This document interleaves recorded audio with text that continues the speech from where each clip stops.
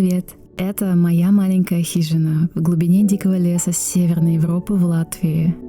Для меня это был первый год, когда это необычайное место стало моим вторым домом и дало возможность погрузиться в мир леса и его обитателей. А эта зима — последний сезон перед тем, как начнется мой второй год здесь.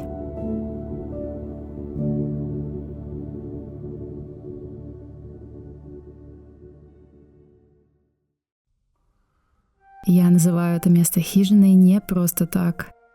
Мое маленькое убежище площадью всего 20 квадратных метров, где только один небольшой уголок отгорожен под туалетную комнату, а за всеми 4 стенами начинается лес. Даже находясь внутри, ощущаешь окружение леса, а в сильные ветра и свою уязвимость перед ним.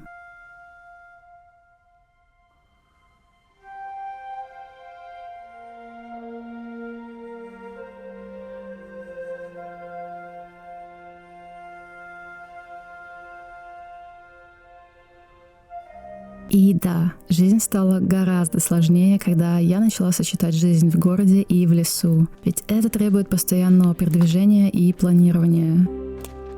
Долгая дорога, подготовка и сборы теперь у меня вместо отдыха, а дел, требующих решений, стало в 3 раза больше. Но такая возможность жить в сердце леса, хоть и не на постоянной основе, и наблюдать за его жизнью, для меня, кто так сильно мечтал жить бок о бок с природой и всю жизнь провел в квартирах, это уже что-то невероятное. Здесь я делюсь всем тем, что происходит, когда я возвращаюсь в свой лес и к уже ставшим родными, любимым птицам, а происходит здесь что-то постоянно. И я приглашаю вас окунуться в атмосферу лесничей жизни, а если понравится, то и остаться здесь со мной подольше. После немного обещающего декабря зима в последующие месяцы в итоге оказалась необычно суровой. Необычно для последних лет, но обычно для зимы, какой я ее помню. Поэтому я чувствовала особенную ответственность в том, чтобы обеспечить пропитанием птиц, которые остались на зимовку у меня в лесу. А это большие синицы, поползни, хохлатые синицы и лазоревки. Поэтому каждый раз, покидая хижину, особенно перед большими морозами, я заботилась о том, чтобы кормушки были наполнены, а по приезду я всегда в ограниченном количестве угощаю их грецким орехом, любимым лакомством большинства птиц. Едва я успеваю выйти по приезду из машины, как птицы уже летят проверять ту самую березовую кормушку возле хижины и кружат надо мной, когда я подхожу к ней, чтобы оставить им любимых орехов.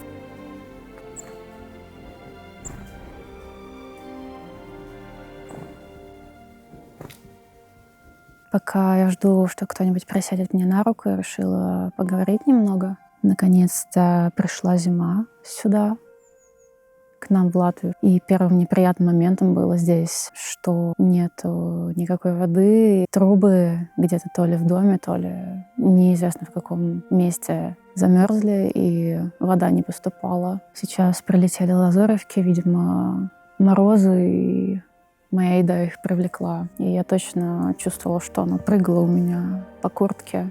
Пока морозы не сильные, помогло растопить дом. И вроде как вода, по крайней мере, холодная, начала работать, а бойлер пока что не включился. Как тут будет в более сильные морозы, я не уверена. Но нам явно нужно утеплять трубы с греющим проводом, то, что нам предлагал наш друг вначале, то, что мы пока что не сделали. Сейчас тут был очень большой ажиотаж из птиц. Все кормушки были в синицах, лазоревках, хохлатых синицах и поползнях. Все летали и дрались. Еще я вдалеке увидела белку. Явно на белом снегу больше заметны животные. А еще сейчас совсем не страшно ходить абсолютно везде, потому что все в снегу. Уже точно никаких клещей, никого. Я думаю, что я распугиваю птиц, поэтому я пойду наполню кормушку с семечками и, наверное, пойду себя согрею, потому что у меня замерзли ноги, у меня резиновые сапоги.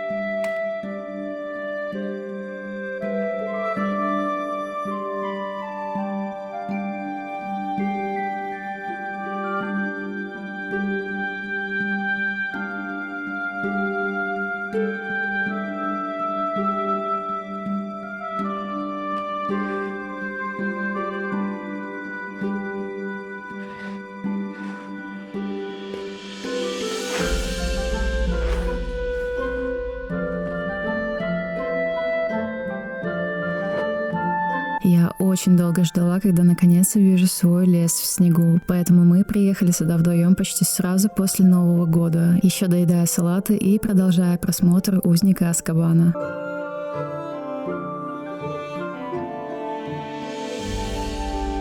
А на следующий день мы планировали поизучать окрестности и растопить к вечеру нашу лесную баню.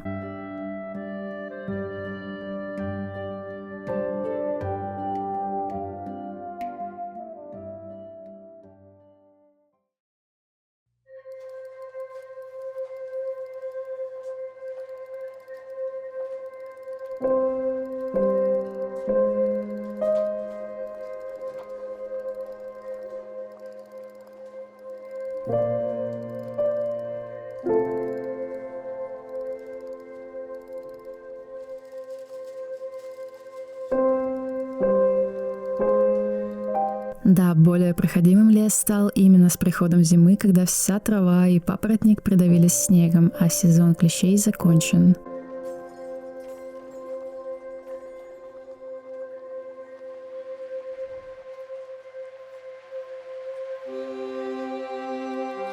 И хоть жители не балтийских регионов не всегда понимают серьезности ситуации, каждому местному хорошо известно, насколько остро здесь стоит этот вопрос. Особенно, когда дом стоит в лесу или в поле, а ты тут далеко не временный гость.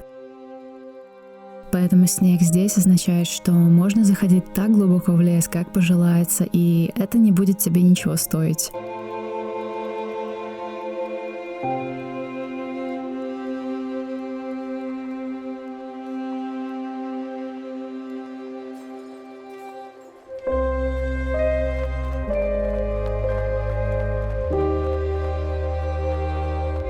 Самое завораживающее — это рассматривать следы и думать, кому они могли бы принадлежать.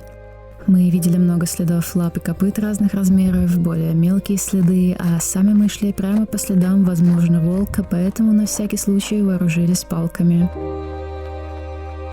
Когда мы вернулись и собирались начать топить баню, мы обнаружили, что некая мышь, все та же наша домашняя мышь, навела в ней суеты, погрызла фольгу и съела наши тапки. В лесу редко все происходит так, как задумывается, и несколько часов пришлось потратить на небольшую серию корректировок, попутно делая другие лесные дела под строгим наблюдением больших синиц и двух моих хохлатых синиц, одна из которых, двуликий, засыпал рядом с арахисом.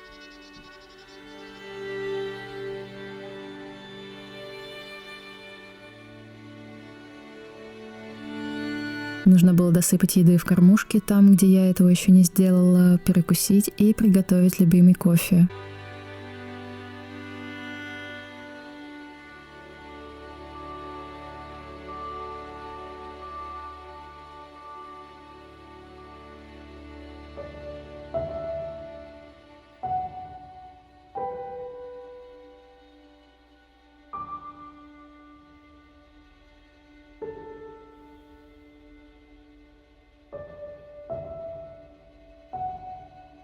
Кстати, эту чашку в виде ополовника я привезла из Японии.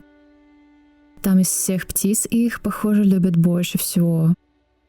Они, правда, очень милые, хотя для меня все птицы милые, но что в них чудесно, что они всегда держатся стайкой и спят также вместе, сидя в ряд, прижавшись друг к другу, чтобы было теплее.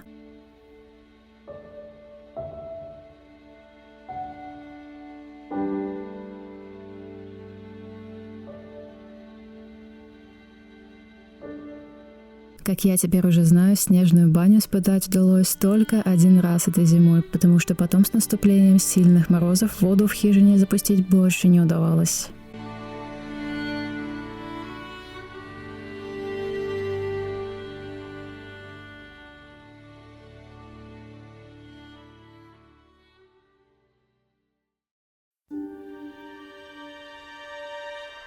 Январь стремительно холодал, а температура внутри хижины по моему возвращению опускалась ниже, чем была снаружи, и требовалось минимум полчаса, чтобы растопить дом хотя бы до 0 градусов.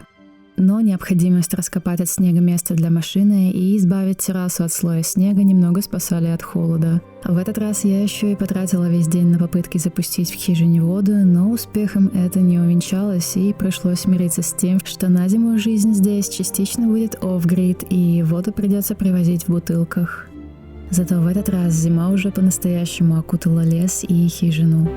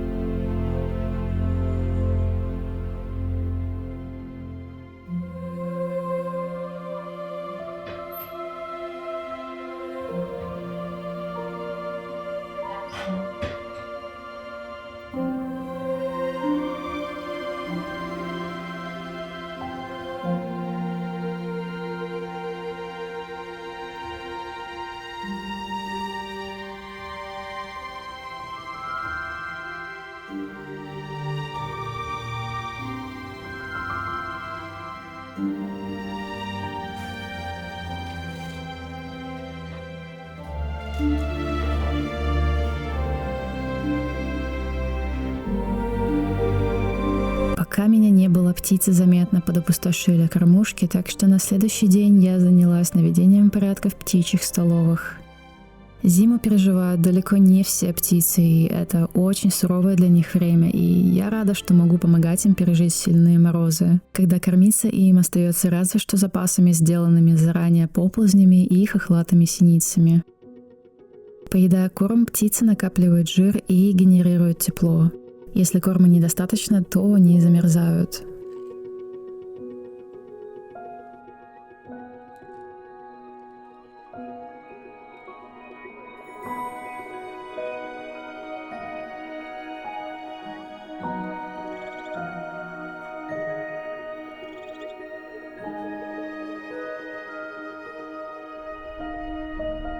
Еще до покупки хижины, но уже после начала моей обсессии природой, я в один день провалилась в бесконечную любовь к птицам, а в моем лесу эта любовь вышла на уже совсем другой уровень.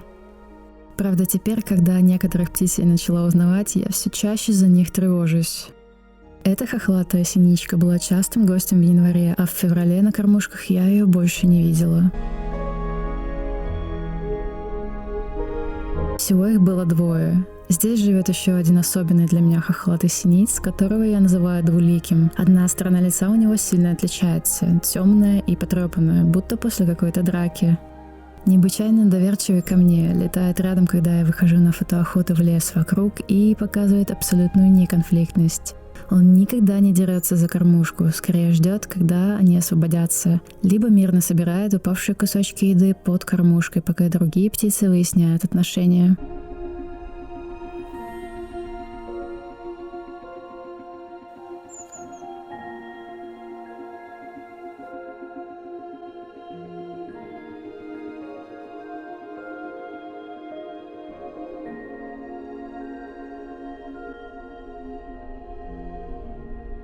Конечно, я заботилась и о птицах в городе, что, возможно, даже важнее, и мое птичье кафе там тоже пользовалось популярностью.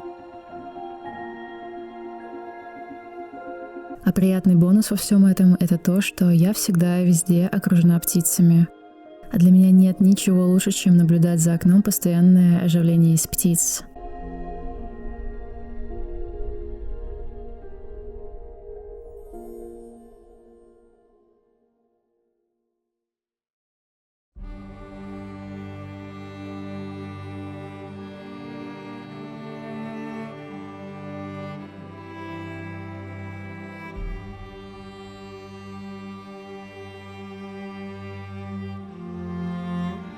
Чем я люблю съемку птиц, помимо того, что птиц таким образом можно рассмотреть в мельчайших деталях, просматривая кадры позже, можно заметить вещи, на которые, наблюдая со стороны, можно вообще не обратить внимания. Когда я снимала Двуликого на кормушке здесь, я видела его просто мирно щипающим арахис.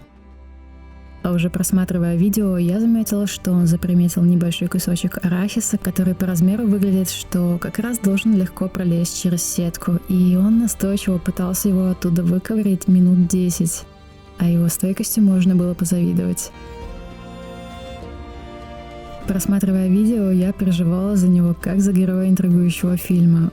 Удастся ли ему вытащить этот кусочек арахиса и спрятать его где-нибудь на будущее?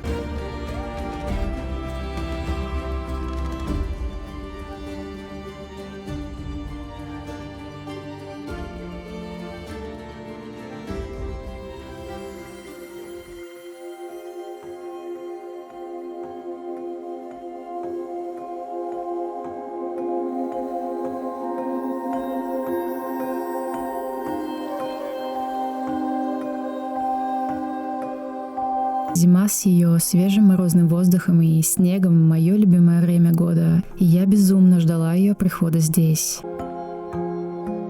Меня завораживает наблюдать за сменой сезонов в лесу, и именно здесь лучше всего заметно, что эти сезоны длятся не по 3 месяца, а меняются каждые 2 недели.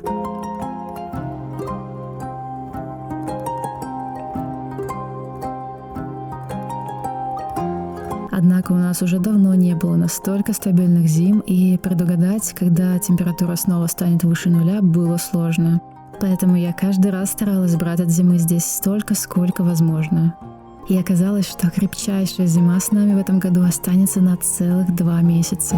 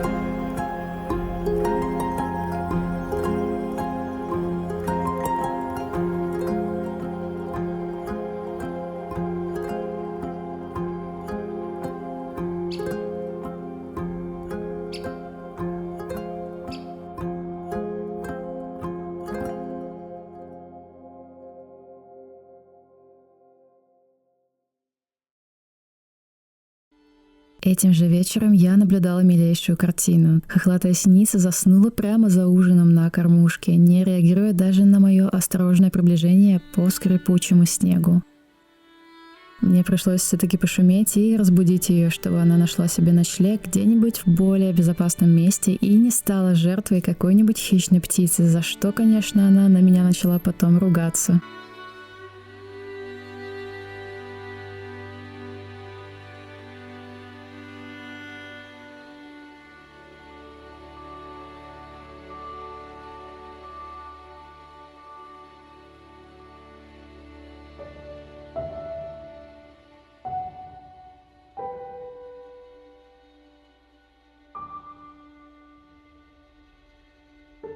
Привет! К нам наконец-то пришла зима, несмотря на то, что в прошлом видео я говорила о том, что к нам никак не придут холода и снег. Сейчас тут все замело, и вопрос, который волновал некоторых из вас и меня также, можно ли сюда будет доехать, и я доехала. Посмотрим, смогу ли я отсюда уехать. Вместе с нереальной красотой теперь мы знаем, что утепление труб самодельное нам никак не помогло. И я ранее говорила, когда мы в прошлый раз приезжали, что у нас была проблема добиться того, чтобы запустить систему с водой.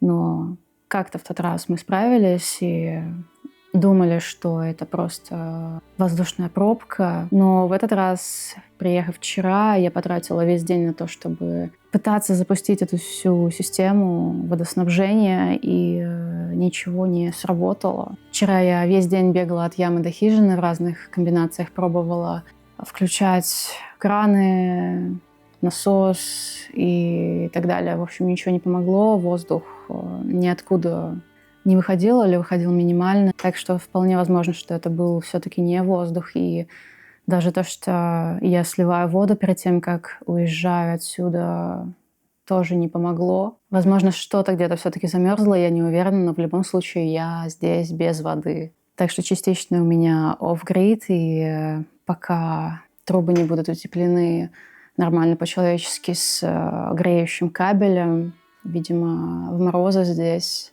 будет так. Сейчас на улице минус 7,3 по версии этого градусника.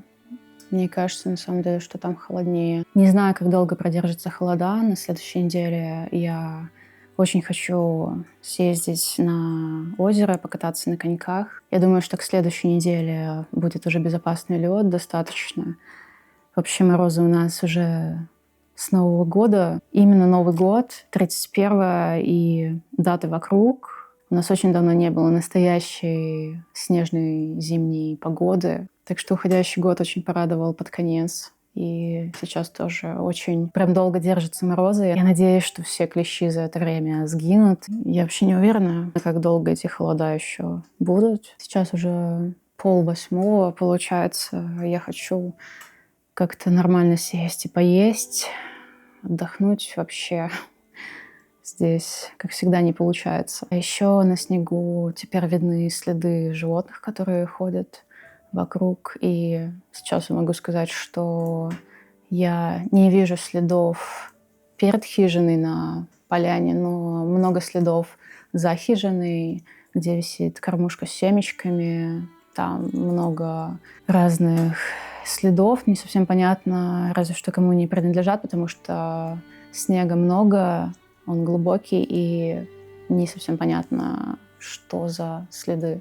Вчерашний день бегание в дыру с насосом и обратно по много раз меня немножко вымотал. Завтра я возвращаюсь в город. Хотелось бы сказать, что я иду на балет вечером, но у меня уже давным-давно выздоровела нога, о которой я говорила несколько видео назад. Но сейчас у меня новая проблема. Не связана с балетом, просто у меня колено болит по жизни из-за привычки сидеть все время с согнутыми коленями. И, кстати, здесь очень сложно не подгибать колени постоянно, потому что все время приходится куда-то приседать, либо печку растопить, либо еще где-нибудь куда-нибудь лезть, что-то проверять. В последнее время я пренебрегала и много сидела с согнутым коленом. Видимо, оно воспалилось снова, так что вроде бы это ничего серьезного, просто нужно отвыкать от этой привычки, постоянно сгибать ноги. Мне самой очень тяжело сидеть, не согнув ноги. И для меня сейчас мучение то, что нужно постоянно себя контролировать, ноги ставить прямо на стуле и так далее. Так что вот такие небольшие новости.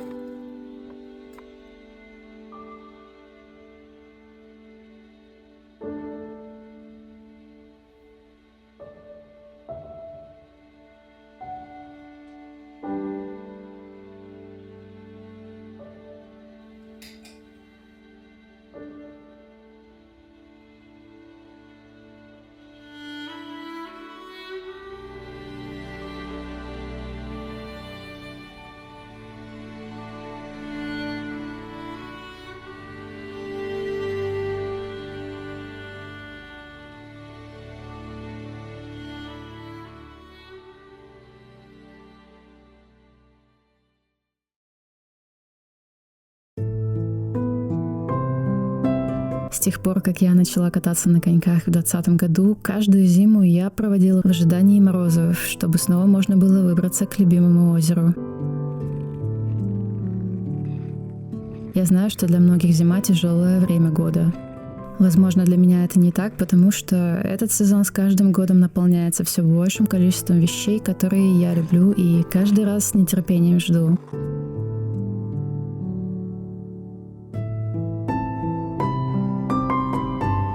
Хотя я безгранично люблю зиму и без этого, и была бы рада жить на севере, где зима длится по 5 месяцев, я думаю, что именно эта способность находить в каждом сезоне особенные для себя вещи способна изменить то, как мы воспринимаем любой сезон в целом.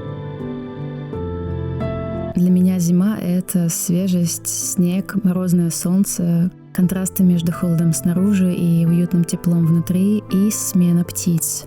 А еще для меня это возможность покататься на замерзшем озере или даже море и купаться раз в неделю в ледяной воде в проруби. Именно в проруби, когда вода под слоем льда такая спокойная и не тревоженная ветром. И, конечно, зимние пикники у костров.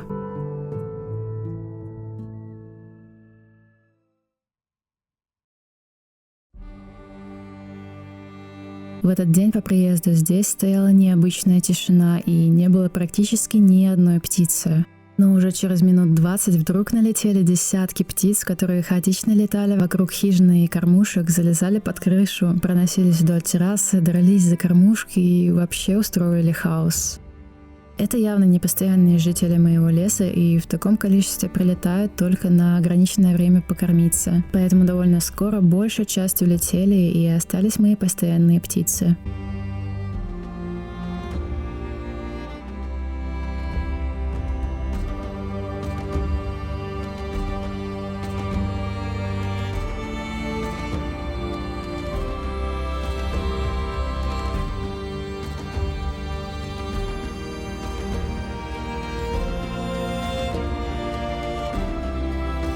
Чуть позже я заприметила вдалеке белку на заднем дворе, которую я уже видела несколько раз, ищущую что-то в снегу.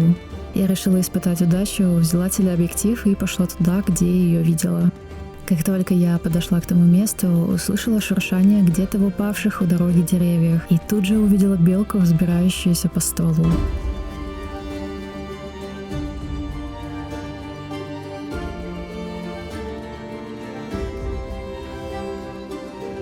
Она явно была не очень довольна моим вниманием, топала лапами и ругалась на меня. Я же, напротив, была в восторге от такой удачи подкрасться к белке так близко и в таком хорошем освещении, что от волнения почти забыла, как пользоваться камерой, и получила по итогу в основном трясущиеся кадры.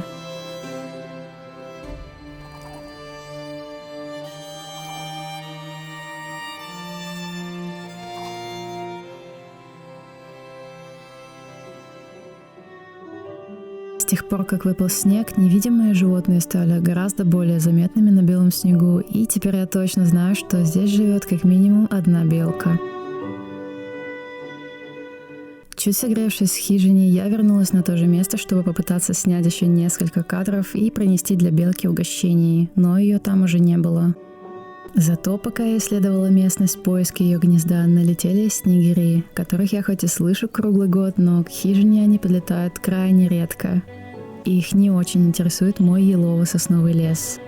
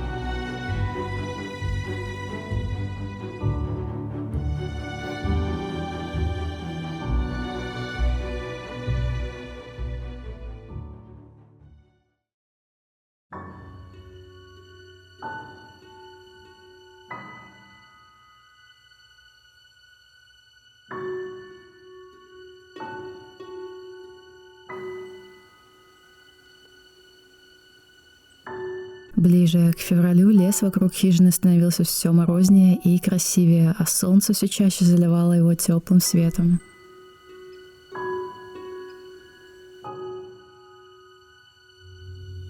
Жизнь в лесу шла своим чередом. Мои птицы и двуликие по-прежнему полагались на меня и мое птичье кафе. А в лесу вокруг я находила самые разные следы лап и копыт, и в том числе большие следы, как я думаю, рыси, прямо в лесу за хижиной, в том месте у холма, где я обычно вижу белку. Это все больше заставляет меня хотеть повесить здесь в лесу охотничью камеру. А однажды, приехав сюда с мамой, я увидела 2 оленей, проходящих через лес за дроварней прямо в боковое окно, которое расположено рядом с печью.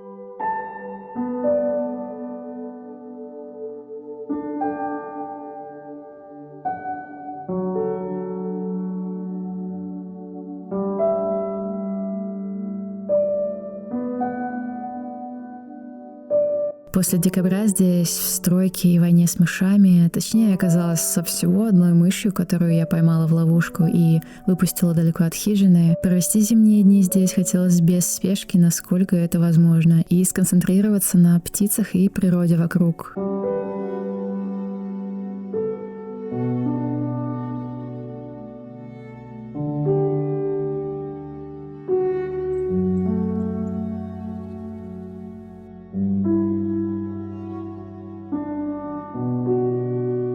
Кстати, мне казалось, что с тех пор нашу белку я больше не видела, но просматривая эти кадры, где я снимала природу вокруг, я увидела, что на фоне в нашем лесу бегает никто иной, как наша с вами любимая белка.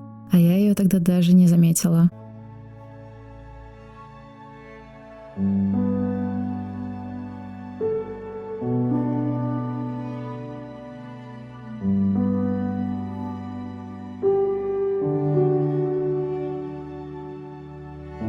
С приходом зимы световой день становится совсем коротким, в 3-4 вечера уже темнеет, и в распоряжении больше нету всего дня, как летом, когда солнце заходит только ближе к полуночи, и дни кажутся бесконечными. Пожалуй, постепенно удлиняющийся день — это то, что радует и меня в неизбежном медленном приближении весны.